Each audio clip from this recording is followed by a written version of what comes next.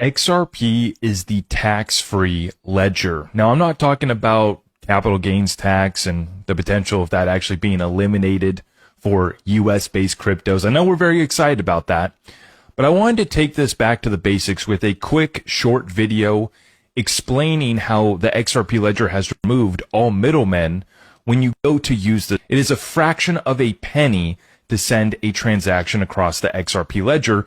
And when you look at all the other functions on our ledger, it's that same transaction cost.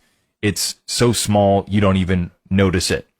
So back to the basics with this video. XRP is the tax-free ledger. And what inspired me to have this video and conversation with you guys goes back to this little thread with Matthew Sigel, who is a recovering CFA. He's head of digital assets research at Van Eck.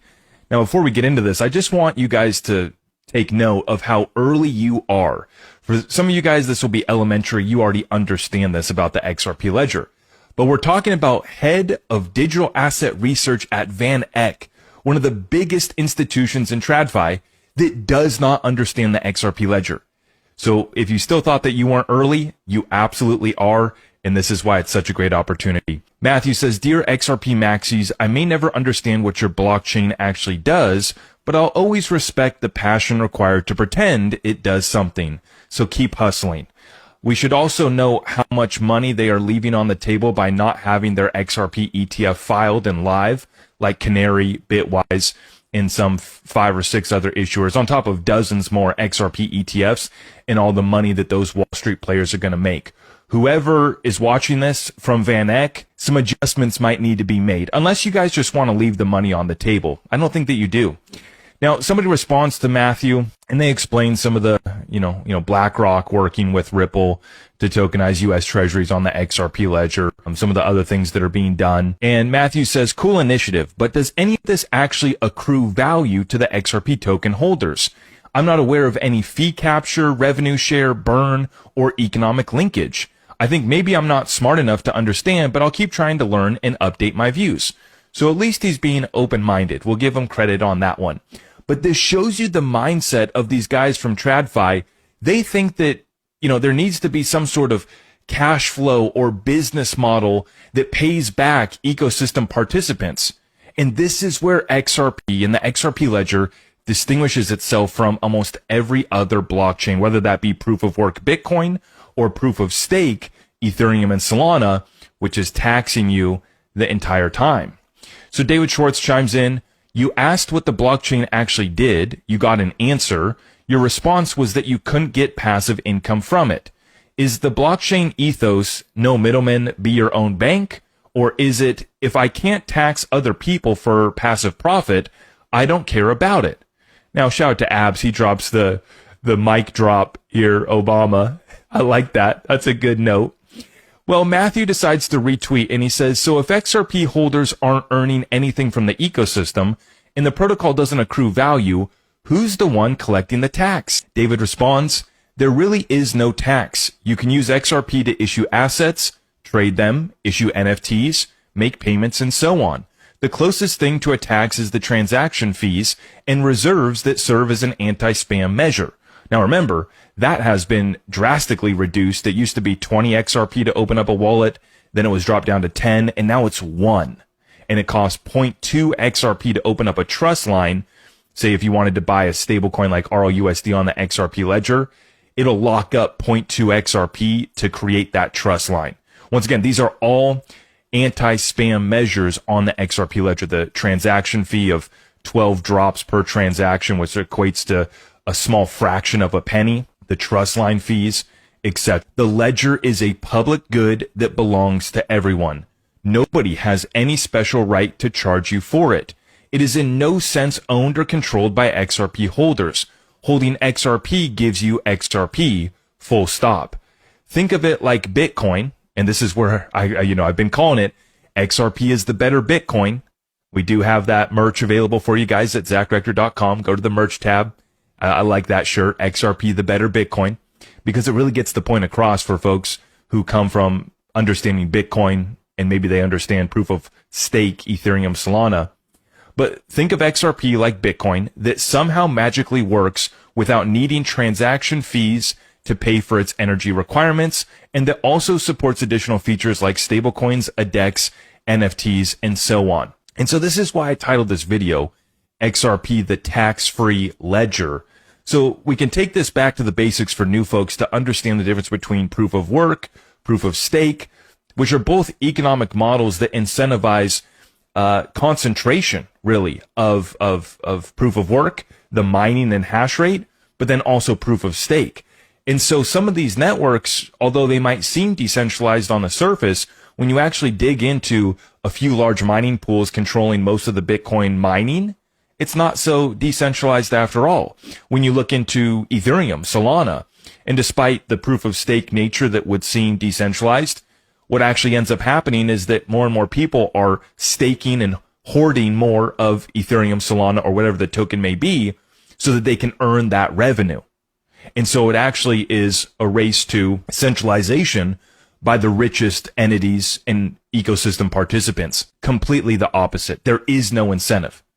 And this is where the saying, the best incentive is no incentive. Now, some of the builders and developers in our ecosystem have had an issue with this because they want more smart contract style programmability, and they want an ability to earn revenue from, executing some of these transactions and features and trading and issuing of tokens on the XRP ledger. We already have seen examples of this, and this is why the XRP ledger is so perfectly positioned, is because the cost of doing business on the XRP ledger is nothing.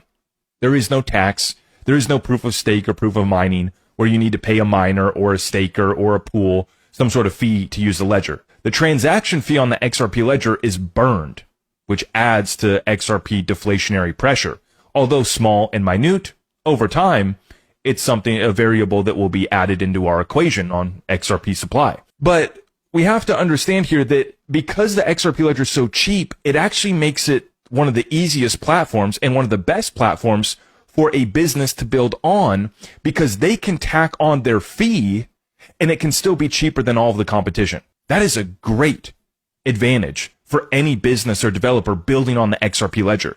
You can tack on your fee, and our ledger and your business, whatever that may be, is still going to be cheaper than the competition. And so this is where the XRP ledger is uniquely positioned as the tax-free ledger, completely open source, completely permissionless. It is the better Bitcoin, created by Bitcoin developers, and an improved version of Bitcoin that allows you to issue and trade stablecoins, NFTs, other real-world assets that are going to be tokenized on our ledger, utilizing the decentralized exchange that's built into the XRP ledger. It is the one-stop shop for tokenization and liquidity, and you're starting to see real institutions like BlackRock and others that are arriving on the XRP ledger.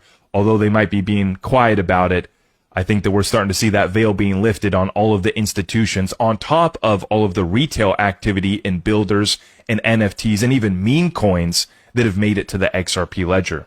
And I want to give a shout out to the team at First Ledger. That was the platform that created kind of a meme, user interface for the XRP ledger DEX to issue meme coins or, tokens that maybe you're going to build some utility on, but most of them are meme coins.